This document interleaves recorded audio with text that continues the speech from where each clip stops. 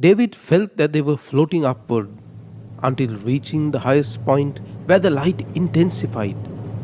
Realizing that he was about to be judged, a cry for help rose from the depths of his heart.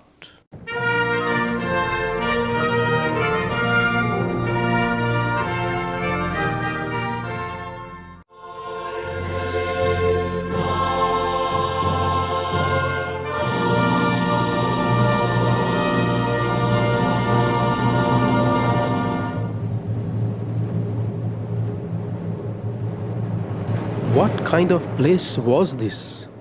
It was so spacious that it seemed to have no end.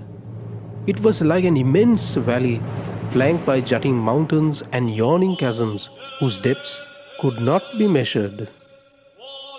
A youth dressed all in white and filled with light guided David, explaining everything that was happening around him. It was Saint Michael the Archangel, guardian of the faith. He pointed to the souls that were coming in from the four corners of the earth, and the boy realized where he was. He was headed towards the judgment seat of God. What a grandiose and terrible sight! Hundreds of souls were casting themselves into hell in acknowledgement of the wickedness of their impenitent lives. Others headed to purgatory to purify themselves. Very few went directly to heaven. Shocked, David asked the archangel.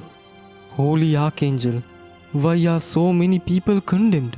They closed their hearts despite countless promptings of grace and the warnings of the Blessed Mother. Today, few are those who keep the commandments, who pray, and who worthily receive the sacraments.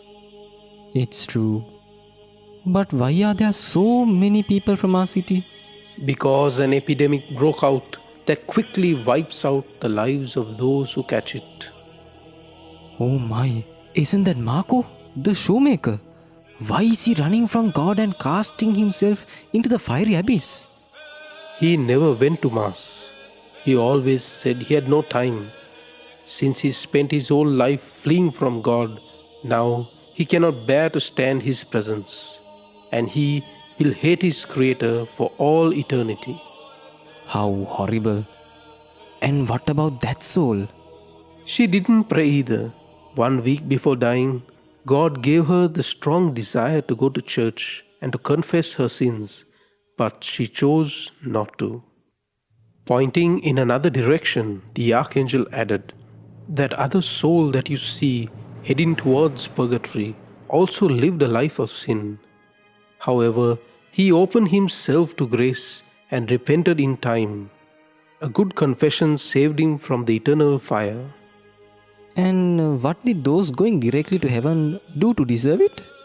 They acknowledged their defects and miseries. They turned to Mary, my Queen, to help them overcome their faults, and they nourished themselves with the Eucharistic bread. Almost all of them prayed the Rosary daily, and that is why Our Lady herself is leading them into paradise. How admirable the virtuous souls are. And that one who is going to purgatory, isn't he from our city as well? Yes, behold the ways of God. He led a mediocre life, but just a while ago he paid a visit to a Gothic cathedral and was enraptured.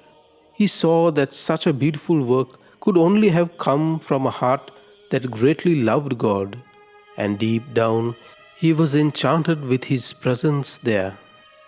He received such a grace that he made the firm resolution, consolidated by the sacrament of reconciliation, to abandon his lukewarm life.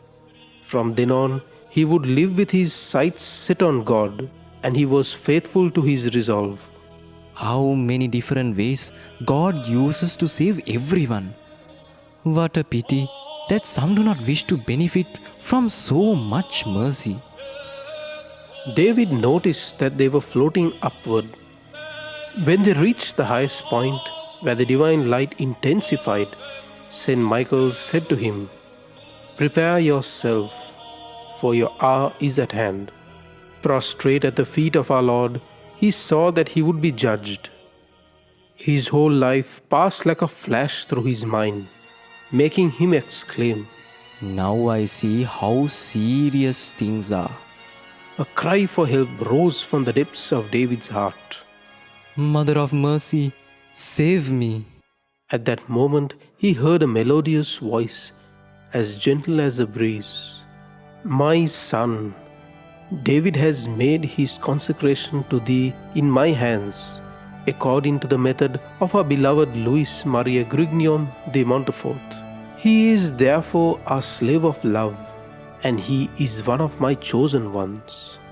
Delighted with the goodness of his loving mother, Jesus turned to her and said with ineffable love, Then, my mother, he is thine, judge him. Right then David woke up. It was 6 o'clock in the morning. Wow, was it just a dream? Everything seemed so real. He quickly got ready, had breakfast, and hurried off to church where Father Juan had stepped into the confessional as usual. After making his confession and receiving absolution, he told the priest about his dream. This is quite impressive, since this week an illness had started sweeping through our city, which no doctor knows how to cure. Many people are hospitalized. Your dream may well have been a sign. After David left, the good priest knelt before the tabernacle and started pondering how he might prepare the populace to face the possibility of death with an epidemic now raging.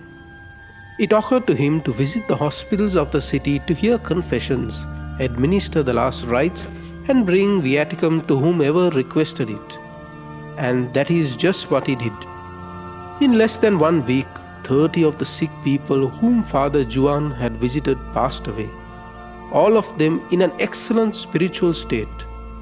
His pastoral efforts, with the blessing of Mary Most Holy, had produced abundant fruits.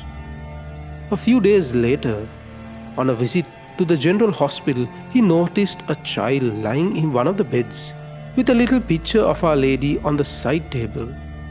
As he grew closer, he recognized the child at once. David, have you come down with the sickness?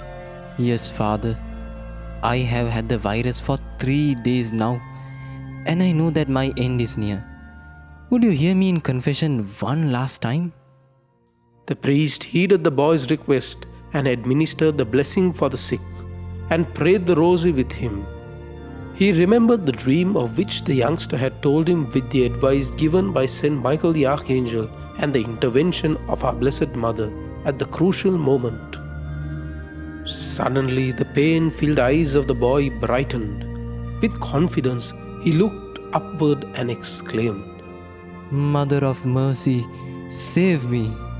His gaze suggested that he was seeing the Queen of Angels smiling upon him. He raised his arms as if to embrace her, but they soon fell limp at his side. However, before his soul had taken flight to heaven, Father Juan heard him whisper, How clement art thou, how loving art thou, how sweet art thou, and how good is Jesus, thy Son.